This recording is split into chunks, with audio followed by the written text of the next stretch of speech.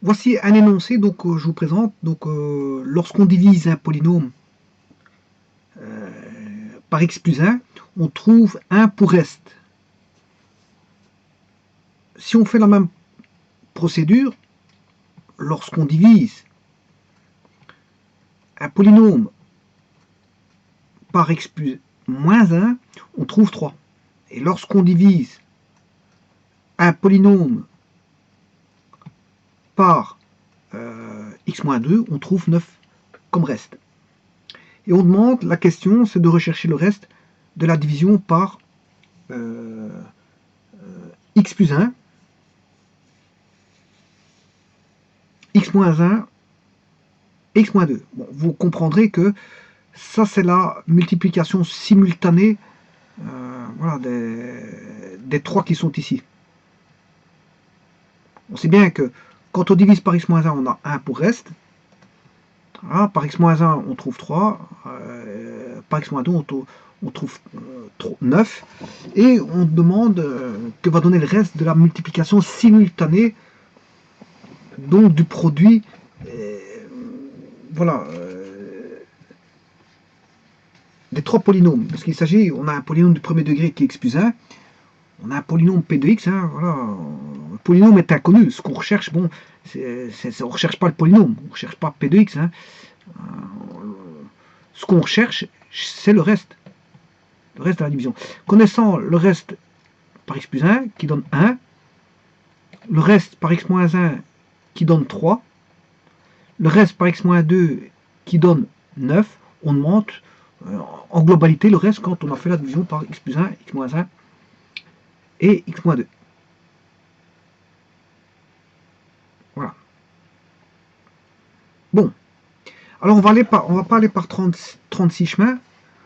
Voilà. On sait bien qu'on a à faire des polynômes. Et ce polynôme ici, que je vais appeler... on va l'appeler... ouais, on va appeler... il y a un polynôme P1. Voilà. Et on va le diviser par P2 de x. Voilà. Voilà. Donc on va faire P1 de x divisé par P2 de x. Voilà. Et en faisant le rapport là, on a bien sûr un quotient qui va ressortir, donc une réponse à ça, et bien sûr un reste. On aura un reste.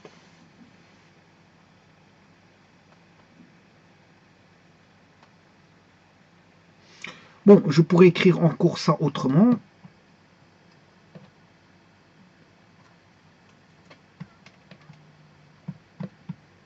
C'est le P1 de x qui est inconnu. Hein. C'est le polynôme que voilà, on divise. Voilà, moins un reste, suivant bien sûr, c'est un polynôme aussi. Hein. Le reste ici est un polynôme. On va diviser par le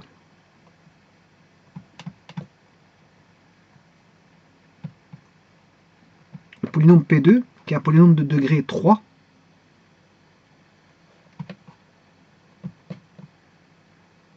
Là, P2 de x. On divise par P2 de x et on obtient une réponse qui est un quotient donné par le quotient Q de x. Donc c'est tout des polynômes. Hein. Alors, je peux même vous dire que P2 est connu, c'est un polynôme de degré, son degré il est de degré 3.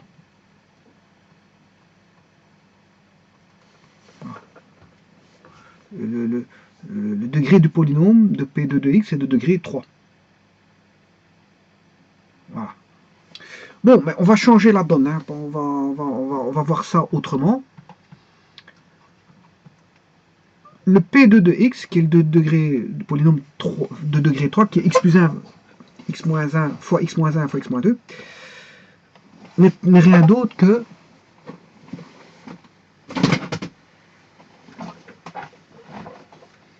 le diviseur. Alors, on va faire un diviseur. Donc on a un diviseur suivant x qui est un polynôme. Voilà. Je m'excuse, je vais arriver dans une petite minute.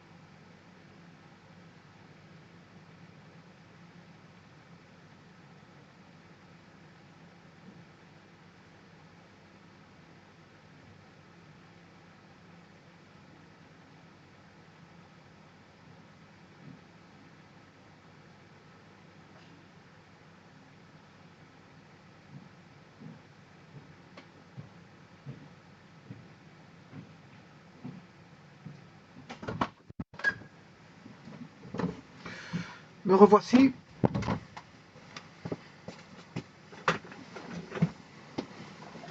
Donc on peut écrire que le diviseur P2 ici est le diviseur, puisqu'on va diviser par x plus 1 fois x moins 1 fois x moins 2. Donc ça c'est le diviseur qui est un polynôme qu'on appelle d de x, qui est un polynôme de degré 3 comme je vous l'ai dit. Alors le reste, on ne le connaît pas puisqu'on demande de rechercher le reste. Le reste qui est ici, bon, c'est un polynôme aussi. On va regarder, on va étudier ce que c'est comme type de polynôme. Voilà, et le polynôme qui est de départ, on ne le connaît pas, qui est p de x. Voilà. Bon, si je transforme ceci, ben, ça fait q de x fois d de x. C'est le quotient fois le diviseur. Et le quotient fois le diviseur, ben, c'est le polynôme moins r de x. Voilà.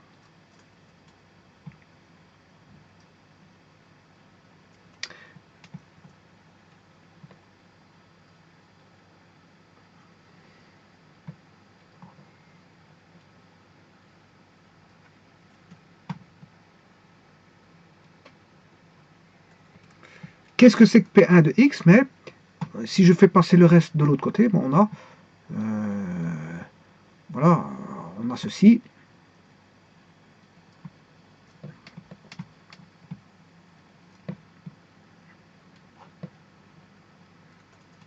Voilà, on a P1 de x.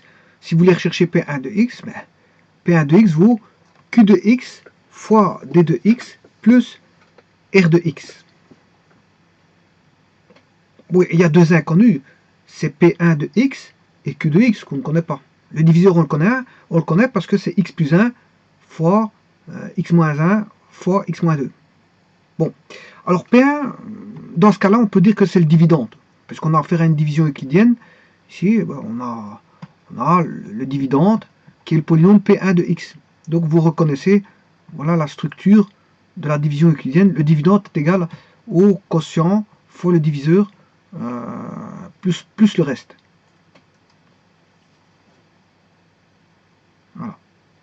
Bon, alors maintenant il faut établir que vaut la condition sur le degré du reste. On connaît le degré du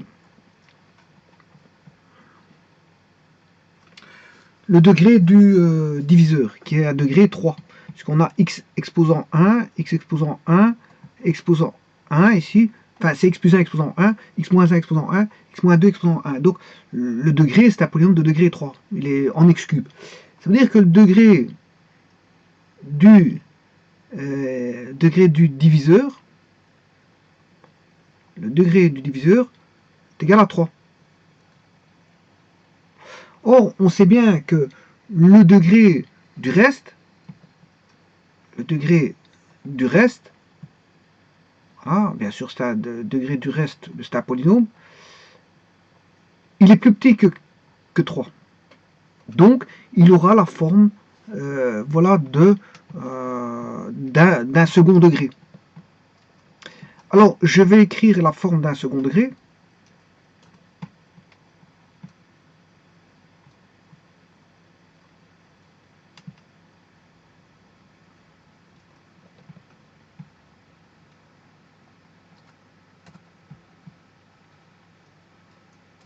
Je vais mettre le polynôme de second degré qui est tout bonnement ax carré plus bx plus c. Voilà, ça c'est la structure du polynôme qui représente le reste. Voilà. On connaît la structure du polynôme qui représente le reste.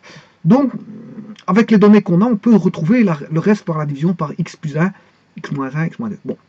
Autre chose, on connaît le diviseur. Donc le diviseur, je vais le mettre tout de suite. Le dividende, qui est le polynôme de départ. Hein, voilà. Le quotient, je vous dis, le diviseur, le dividende, on ne le connaît pas. Le quotient, on ne le connaît pas. Par contre, le diviseur, on le connaît. Donc, je vais aller rechercher le diviseur. C'est tout simplement ceci. Voilà. Donc, il faut rechercher, ce qu'il faut rechercher, c'est le reste ici. Donc, quelque part, le reste, il faut déterminer le A, le B et le C. Oui, ici, je me suis trompé, c'est C. Il faut déterminer les coefficients. Mais on sait déterminer facilement les coefficients. Je vais vous expliquer pourquoi. Pourquoi? Parce qu'on a combien d'inconnus? On en a 3. On a A, B, C qui sont des inconnus. Mais on peut retrouver facilement 3 équations. Parce que justement, on fait diviser par x plus 1, on trouve 1. Divisé par x moins 1, on trouve 3. Et divisé par x moins 2, on trouve 9. Voilà. Ben, on va faire ça tout de suite.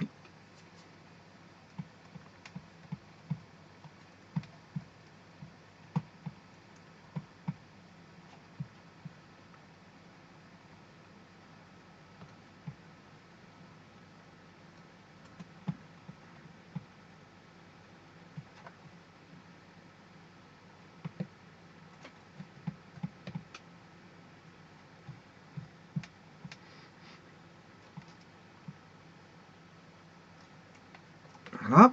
On va diviser donc par x plus 1. Donc, divisé par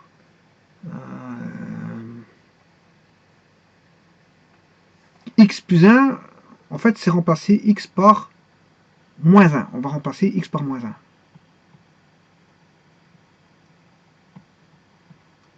Donc, on aura d de moins 1. Ensuite, on va diviser par x moins 1, donc on aura d de 1. Et on va diviser par x moins 2, on aura d de 2. Voilà. Alors, ça donne q de moins 1.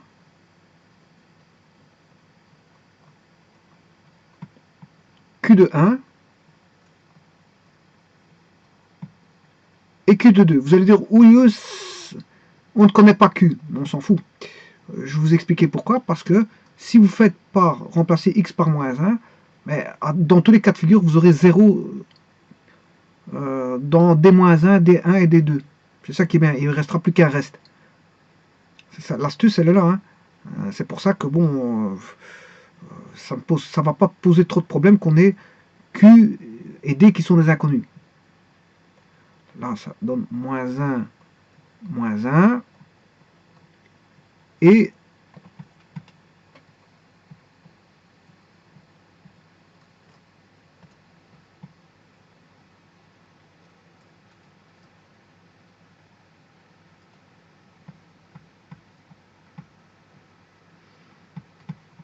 alors moins 1 fois moins 1, moins 2.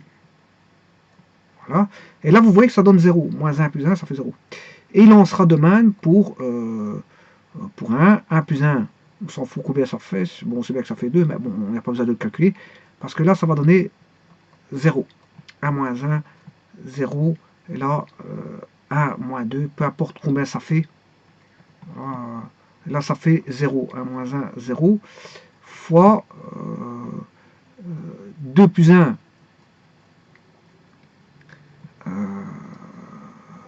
Fois 2 moins 1. Fois 2 moins 2. Voilà. Alors maintenant, on additionne. Plus, plus, plus. Alors, ici, le A, c'est moins 1 au carré, ce qui fait moins 1, ce qui fait 1, plus A. Voilà. Moins B, plus C est égal, et le reste vaut, quand on divise par x plus 1, ça donne 1. Donc, voilà, ça doit donner 1. On recommence la chose. Bon, quand on met x, on remplace x par 1, 1 au carré, 1, 1 fois A, ça fait A. Voilà. X vaut 1, ce qui fait plus B, plus C égale, quand on divise par x moins 1, ça fait 3. Quand on divise par x moins 1, ça fait 3. Alors, le dernier, ça fait 4A. X vaut 2, ça fait 2B. Plus C égale 9. Voilà. Donc n'oubliez pas que on demande le reste. Il ne faut pas perdre de vue qu'on demande tout simplement que vaut le reste.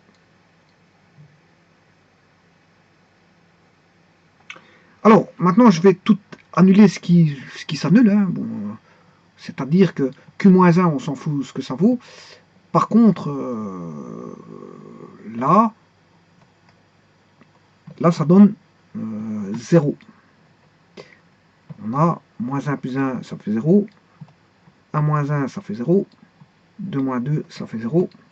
Ce qui veut dire que tout ceci vaut 0. Voilà. Qu'est-ce qui reste? Il reste ceci. Il va rester tout simplement, tout bonnement, ceci. Voilà. Bon. Donc, rechercher le reste, c'est rechercher le polynôme ax carré plus bx plus c. Alors, on demande le reste r de x. On demande r de x. Donc, en recherchant ceci, A, B, C, donc on a 3 inconnus, mais on a 3 équations. 3 équations à 3 inconnus, on sait résoudre facilement ça. Et donc, quand on aura trouvé le A, le B et le C, le reste sera déterminé. Mais c'est ce que je vais faire tout de suite.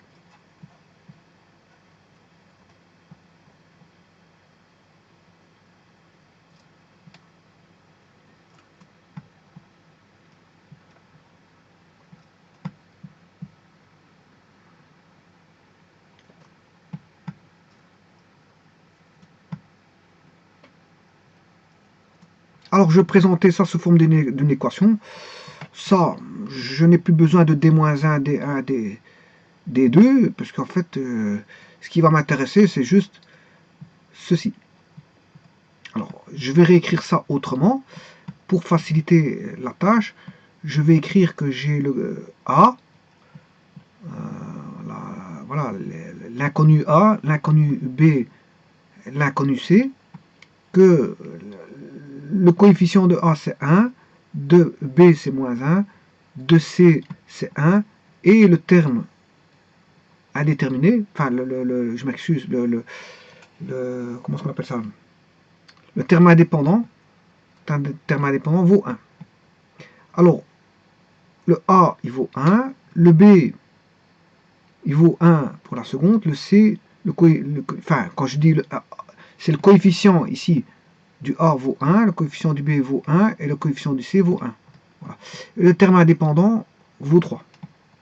Le coefficient du A pour la troisième équation vaut 4, le coefficient du B il vaut 2 pour la troisième équation, le coefficient du C vaut 1 et on a 9. Voilà. Et avec ça, ça suffit pour résoudre le système.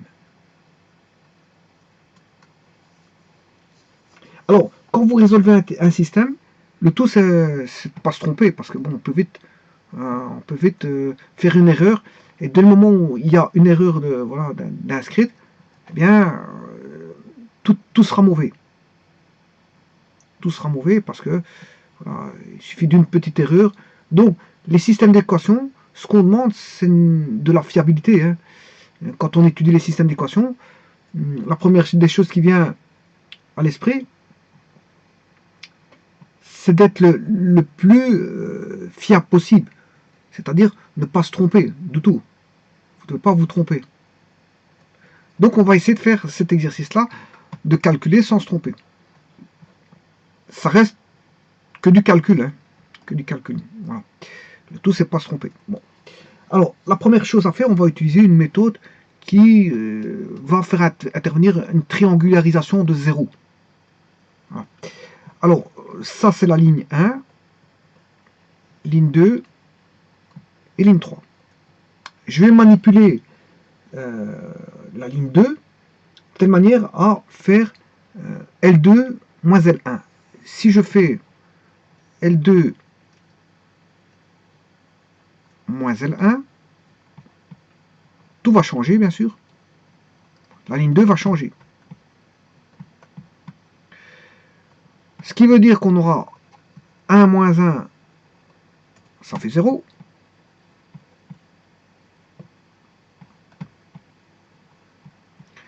Moins 1, ça fait 0. Moins 1, moins 1, moins 1, enfin, je ne sais plus ce qu'il y avait ici, c'est 1.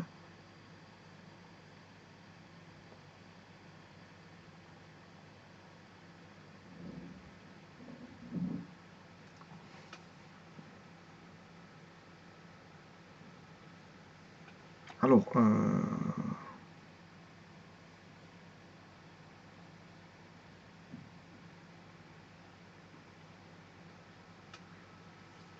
va mettre ça.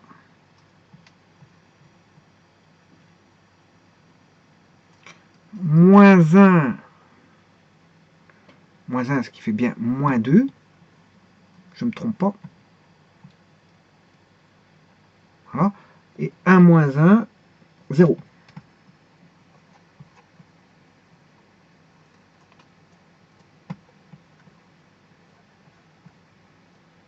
Voilà. Et 1 moins 3,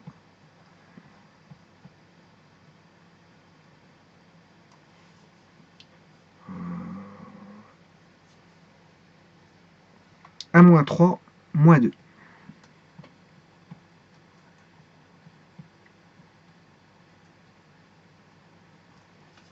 Voilà.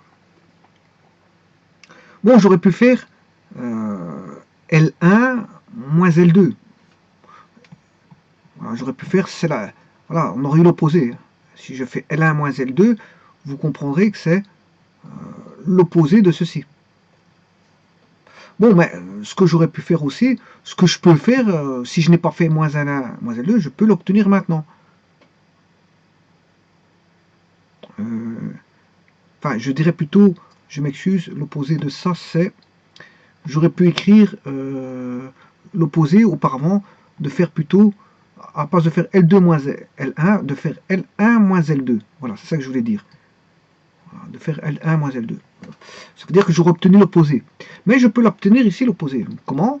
Ben, tout simplement en allant chercher, en multipliant tout par la ligne là par moins 1. Moins 1 multiplié par ceci. Donc je multiplie toute la ligne par moins 1. 0 fois moins 1, ça fait moins 1. Moins 2 fois moins 1, ce qui fait plus 2. 0 fois moins 1, ça fait 0. Et moins 2 fois plus 2, fois moins 1, ce qui fait plus 2. Donc vous voyez qu'ici, j'ai rendu tout positif. Bon, pourquoi pas. Voilà, j'ai rendu tout positif. Bon, ça, c'est pas dérangeant, c'est pas dérangeant. Bon. Alors, je vais m'occuper de la ligne 3. Ben, on peut obtenir facilement 0 via la ligne 3 en faisant L3 moins 4L1. Voilà. Si vous faites la ligne 3 devient la ligne 3 moins la 4 fois la ligne 1, 4 fois L1.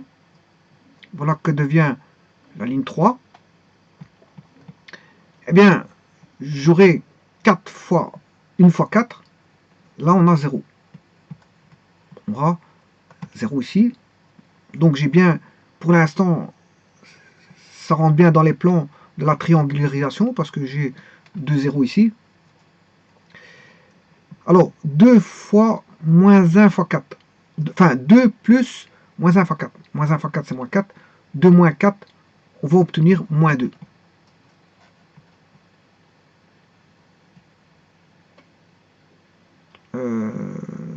C'est plutôt L3, je m'excuse, c'est L3. 2 moins 4 fois moins 1. Je m'excuse, je me suis trompé. C'est L3, c'est 2. Moins 4 fois L1. L1, c'est moins 1. Moins 1 fois moins 4, ça qui fait 4.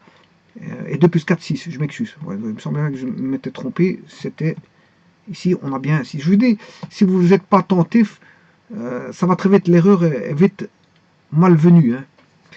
Alors maintenant, je fais la colonne 3. Alors L3, en colonne 3, c'est 1. 1 moins 4 fois 1. Voilà. Ici, donc, ça c'est le... Je prends le 1 ici, je mets là. 1. Moins 4 fois L1, bien sûr, c'est l'un de la colonne 3. Donc celui-ci.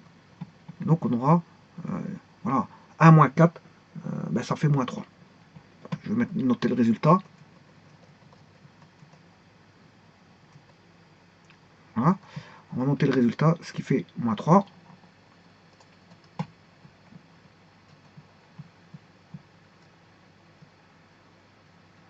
Voilà.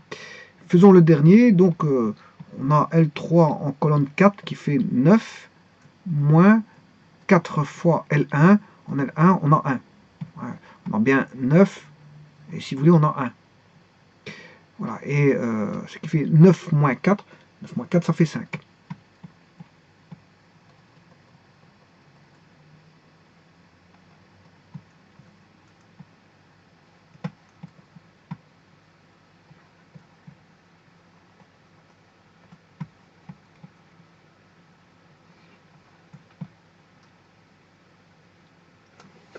Voilà. Bon, je n'ai pas encore ma triangularisation. Il reste encore un élément pour avoir la triangularisation. Il me faut un 0 à ce niveau-ci. Et là, à ce moment-là, j'aurai ma triangularisation qui se fera ici. Bon, alors pour ça, on va, je vais regarder. Donc, on a 1, moins 1, 1, 1, 1. Comment pourrait-on faire ça? Pour avoir le 0, par rapport, je le mettrai par rapport à la ligne, je travaillerai avec la ligne 2. Donc la ligne 2 avec la ligne 3. Voilà, la ligne 2 avec la ligne 3, parce que je vais profiter des zéros pour obtenir un résultat. Alors, comment je vais établir la ligne 3? Bon, cette ligne-là va devenir... si je fais... Bon, les 0, ils ne posent pas de problème. Par contre, c'est le 6. 6 et 2, comment avoir un 0 avec 6 et 2? Ben, on fait 6 moins 2 fois 3. Donc, on ferait L3, on aurait le 6, moins 3 fois L2. Voilà, en faisant ça, normalement, on doit avoir 0.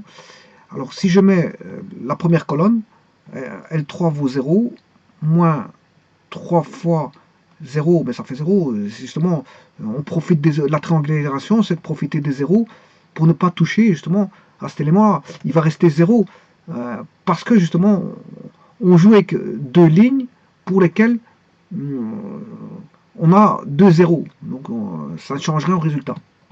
C'est ça l'astuce de la triangularisation. Hein. Donc je vous ai montré le calcul ici, mais je ne devais même pas faire ça, c'est pour vous montrer, parce que ben là on sait bien que une fois que vous avez un 0, ça restera 0. Bon, par contre là, on a 6 et 2, ben, on a 6 fois L3 vaut en colonne 2 vaut 6, moins 3 fois en L2 il vaut 2. Et là, on obtient notre 0, c'est ce que je recherchais. Justement, je recherchais un 0 ici, et c'est de là que s'est établie l'équation L3 moins 3L2. Donc on a bien un 0 ici. Voilà. Là, ça va changer. L3 vaut moins 3, moins 3 fois 0. Et vous voyez que quand on a un 0 ici, ça ne change pas ici. C'est ça l'astuce de cette méthode-là. Hein, c'est que, bon, on obtient ce qu'on nos satisfactions, on obtient une totale satisfaction de par cette méthode. Hein, parce qu'en fait, vous voyez, quand on a un 0, ça reste 0. Si on a 2 0, ça ne change rien. Voilà. Quand on a 2 0, par exemple ici, je vous ai montré tout à l'heure, on a 0 ici et 0 là, ben, ça va rester 0 ici. Voilà. Si vous avez un 0 ici, ben, ça va rester le nombre qu'il y avait précédemment, là, il va rester là. Il n'y a aucun. Voilà. Quand vous voyez un 0, il n'y a rien à faire. C'est ça que je veux dire. Bon, maintenant, il reste le dernier. Là, il n'y a pas de 0 ici, donc il faut calculer. Il faut faire 2 moins 3 fois 5. Bon, et là, 3 moins 2, 2 moins 15.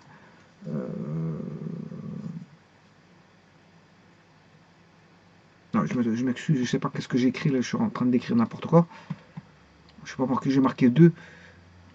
C'est plutôt L3.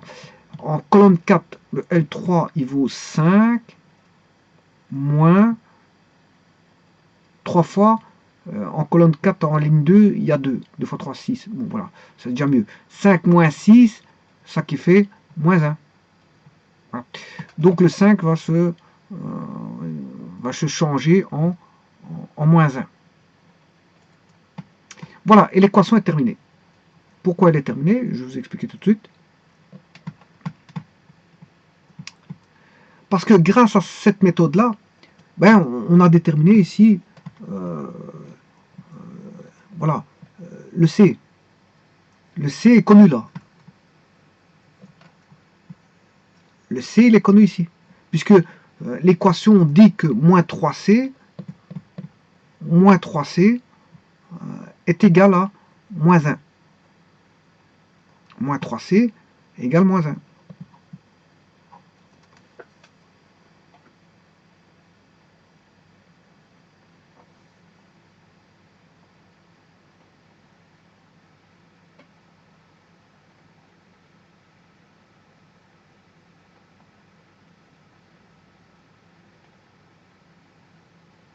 Voilà, moins 3C égale moins 1. Donc, le C vaut 1 tiers, si vous voulez. Voilà. Donc, le C est connu et il vaut 1 tiers.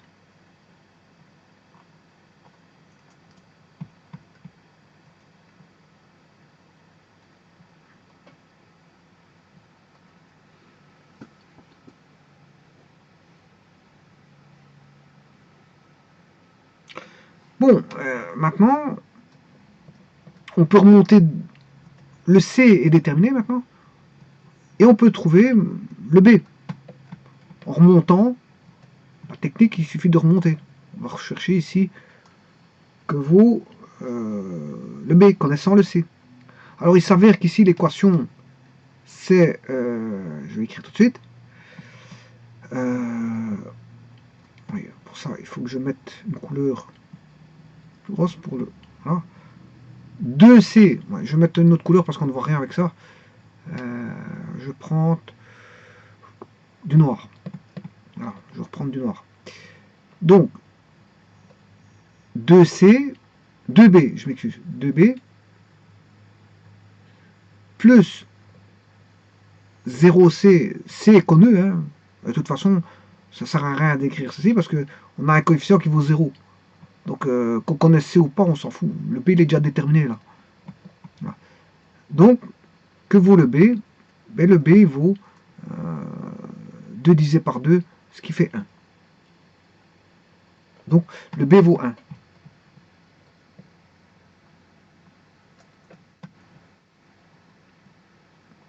Et alors quand ça vaut 1, bon, le coefficient qui vaut 1, dans les polynômes, on n'écrit pas.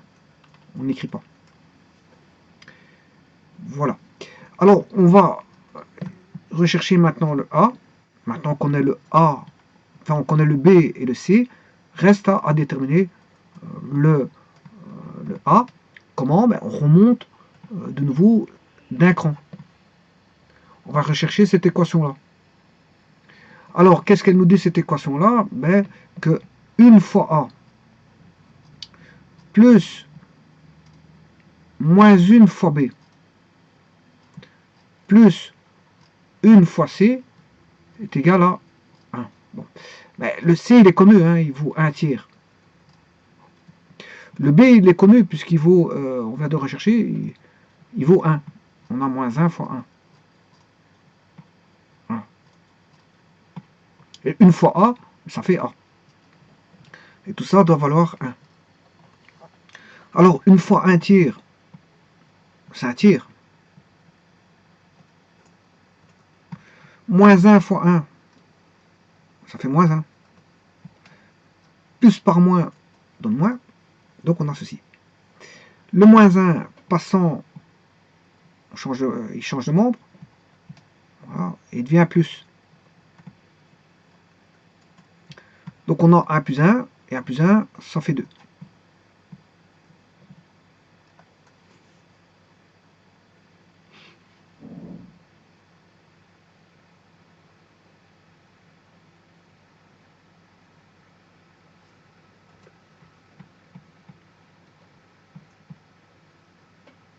Et 2, on a 2 moins 1 tiers. Alors, 2 moins 1 tiers, pour retrouver le A,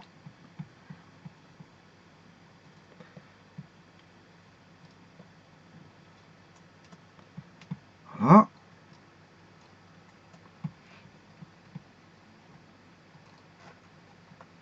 C'est qui fait 6 tiers moins 1 tiers,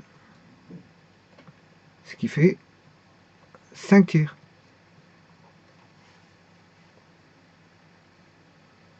Donc le A vaut 5 tiers.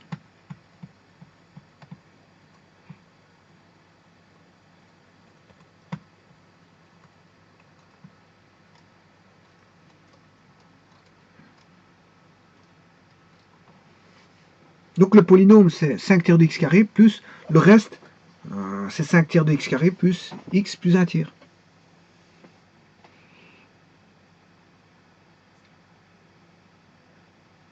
Voilà. Maintenant, je vais regarder si c'est plausible, si je ne me suis pas trompé quelque part.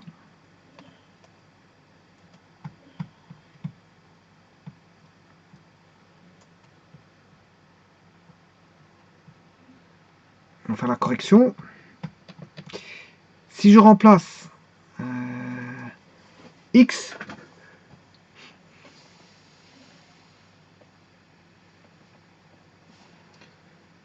on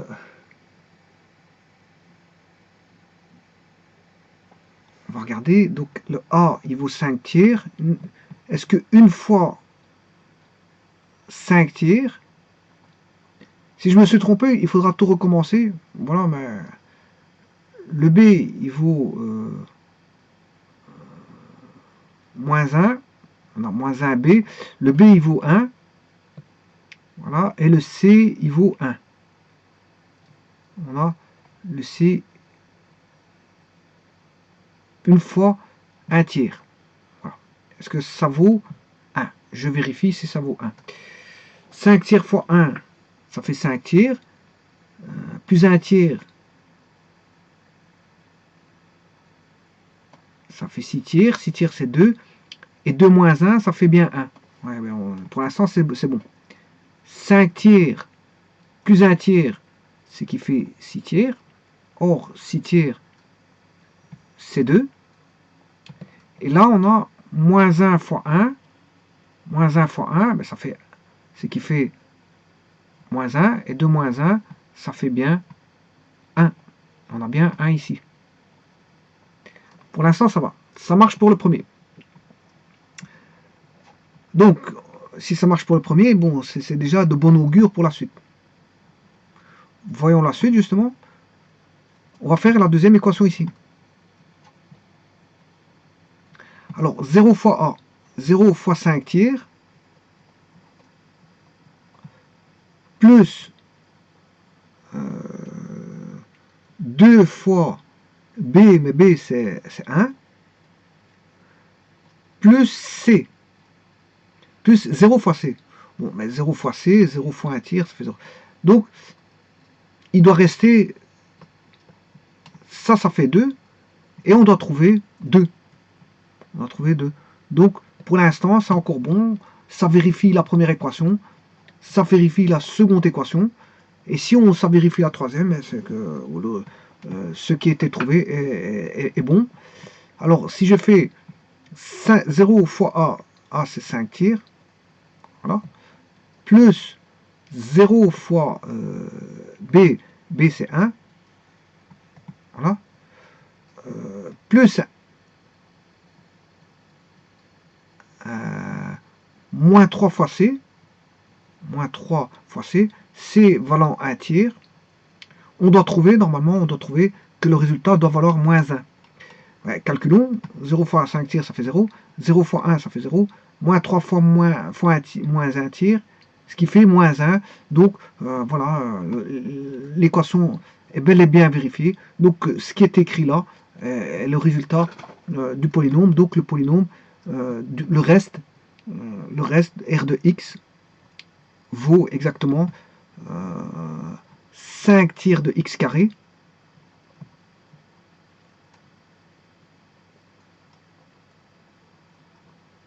plus x,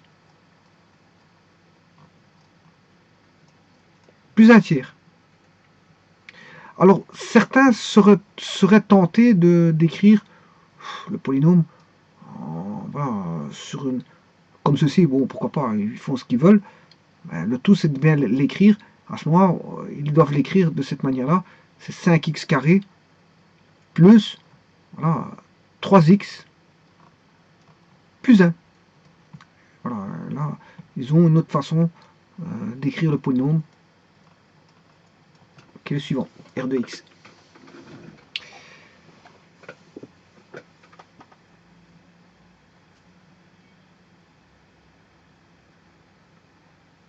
Voilà, je vous remercie.